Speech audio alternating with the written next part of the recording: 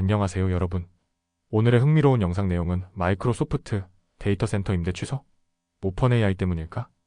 그리고 독일 총선 결과, 보수당 프리드리 메르츠 승리에 관한 것입니다. 우선 좋아요 버튼을 누르고 채널 구독 및 알림 설정도 잊지 마세요. 여러분의 관심과 지지가 저희에게 큰 힘이 됩니다. 첫 영상은 마이크로소프트의 데이터 센터 임대 취소 소식과 그 배경을 분석해 보겠습니다. 이 소식은 월스트리트 저널의 보도를 바탕으로 재구성했으며 인공지능 산업과 데이터 센터 시장에 미칠 영향을 쉽게 설명해 드리겠습니다. 첫째, 마이크로소프트 대규모 데이터 센터 임대 취소. 월스트리트 저널에 따르면 마이크로소프트가 미국 내 최소 2개의 데이터 센터 운영업체와의 수백 메가와트 규모 임대 계약을 취소한 것으로 확인됐습니다. 뿐만 아니라 기존에 계약하던 데이터 센터 임대 방식도 바꾸고 있다고 하는데요. 이것이 의미하는 바는 무엇일까요? 둘째, AI 수요 둔화? 아니면 오픈 AI 때문? 분석가들은 오픈 AI가 이번 결정의 주요 원인일 수 있다고 보고 있습니다. 마이크로소프트는 2023년과 2024년 상반기 동안 가장 적극적으로 데이터 센터 용량을 임대했던 기업이었습니다. 특히 오픈 AI의 증가하는 AI 연산 수요를 고려해 데이터 센터를 확보해왔죠. 그런데 최근 마이크로소프트가 위스콘신 데이터 센터 건설을 중단한 것도 오픈 AI와 관련된 결정의 가능성이 크다고 합니다. 셋째, 마이크로소프트의 전략 변화.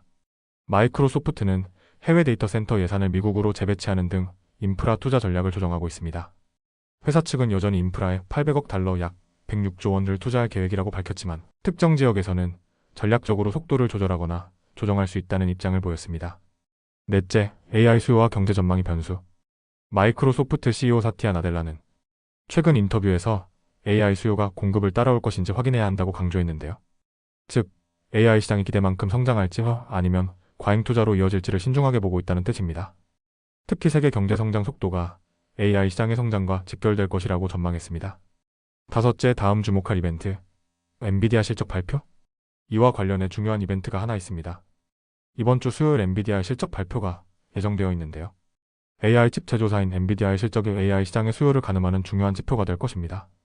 정리하자면 마이크로소프트가 미국 내 데이터 센터 임대 계약을 취소, 오픈 AI 관련 수요 변화가 원인일 가능성이 큼. AI 인프라 투자 전략을 조정하고 있음. AI 시장 수요와 경제 성장 속도가 변수. 엔비디아 실적 발표가 AI 시장 전망의 중요한 단서. 과연 AI 시장의 성장세는 계속될까요? 아니면 조정 국면에 접어들까요? 다음 영상은 독일 총선에서 보수당 프리드리 메르츠가 승리했다는 소식을 전해드리겠습니다. 이 내용은 월스트리트 저널의 보도를 바탕으로 재구성했으며 독일 정치 지형 변화가 유럽과 세계에 미칠 영향을 이해하기 쉽게 설명해드리겠습니다. 첫째, 보수당 CDU의 승리. 하지만 극우 AFD도 강세. 독일 기독교민주연합 CDU과 바이에른 기독교사회연합 CSU. 28.5% 득표율로 총선에서 승리했습니다. 극우 정당 독일을 위한 대안 AFD는 20.8%를 기록하며 역대 최고 성적을 거두었습니다. 하지만 올라프 숄츠 총리가 이끄는 사회민주당은 16.4%에 그치며 19세기 후반 이후 최악의 성적을 기록했습니다. 이번 선거는 유럽에서 보수 및 극우 세력이 성장하는 추세를 반영한 것으로 평가됩니다. 그렇다면 CDU의 프리드리 메르츠가 앞으로 독일을 어떻게 이끌어갈까요? 둘째, 프리드리 메르츠의 차기 총리 가능성. 프리드리 메르츠는 빠르게 연정을 구성할 계획입니다. 보통 독일에서는 연정 협상이 2에서 3개월 걸리지만 그는 4월 초까지 합의를 목표로 하고 있습니다.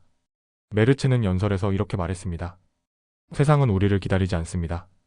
우리는 신속하게 행동해야 합니다. 그는 독일의 경제 회복, 유럽 내 리더십 강화, 국제사회에서 독일의 신뢰 회복을 강조했습니다. 하지만 그는 극우 AFD와 연정을 할 가능성이 전혀 없다고 선을 그었습니다. 어떤 상황에서도 AFD와 정부를 구성하지 않을 것이다. 그렇다면 CDU가 연정 협상을 할 수 있는 정당은 어디일까요? 셋째, 연정 구성, 가장 현실적인 선택지는 SPD? CDU가 연정을 구성하려면 사회민주당 SPD과의 협력이 가장 현실적인 시나리오입니다. CDU와 SPD가 연정하면 의회에서 12석의 다수를 차지할 수 있습니다. 하지만 문제는 SPD는 선거 기간 동안 CDU가 AFD와 비슷한 정책을 펼친다고 강하게 비판했습니다. CDU는 법인세 및 소득세 감면, 규제 완화, 불법 이민자, 국경 봉쇄 등을 공약으로 내세웠습니다. 이 정책들은 좌파 성향이 강한 SPD와 조율하기 어려울 수 있습니다. 일부 전문가들은 CDU와 SPD 연정이 오랜 협상 끝에 성사되더라도 오히려 비효율적일 수 있다고 전망합니다. 넷째, 독일 정치 변화, 유럽과 미국에 미치는 영향. 프리드리 메르츠가 총리가 된다면 독일은 이민 제한 강화, 경제 성장 촉진, 유럽 내 리더십 강화를 최우선 과제로 삼을 가능성이 큽니다. 특히 러시아와의 관계 독일은 러시아 체제를 유지할 것인지 완화할 것인지 중요한 결정을 내려야 합니다. 미국과의 관계 도널드 트럼프 미국 대통령 정부에서는 독일과 미국 관계는 변할 가능성이 큽니다. 이와 NATO 미국 유럽 안보에 대한 지원을 줄일 경우 독일이 프랑스 영국과 함께 핵 억제력 확대를 논의할 가능성이 있습니다. 메르츠는 최근 TV 인터뷰에서 만약 미국이 유럽에서 안보 영향력을 축소한다면 독일은 프랑스, 영국과 함께 핵 억지력을 확대하는 방안을 고려해야 한다. 라고 밝혔습니다. 다섯째, 극우 AFD의 상승세 앞으로 어떻게 될까? AFD는 최근 여론조사에서 예상보다 낮은 성적을 거뒀지만 2013년 창당 이후 가장 높은 득표율을 기록했습니다. 지난 선거 대비 2배 이상 성장했으며 의회에서 상당한 영향력을 행사할 가능성이 큽니다. AFD 지지율이 상승한 이유는 현 정부의 인기가 낮음, 경기 침체와 높은 이민 수준, 환경정책 녹색 전환에 대한 피로감, 난민 및 망명 신청자 관련 범죄 증가. 하지만 CDU와 AFD가 정책적으로 일부 겹치는 부분이 있음에도 불구하고 메르츠는 AFD와 절대 협력하지 않겠다고 선언했습니다.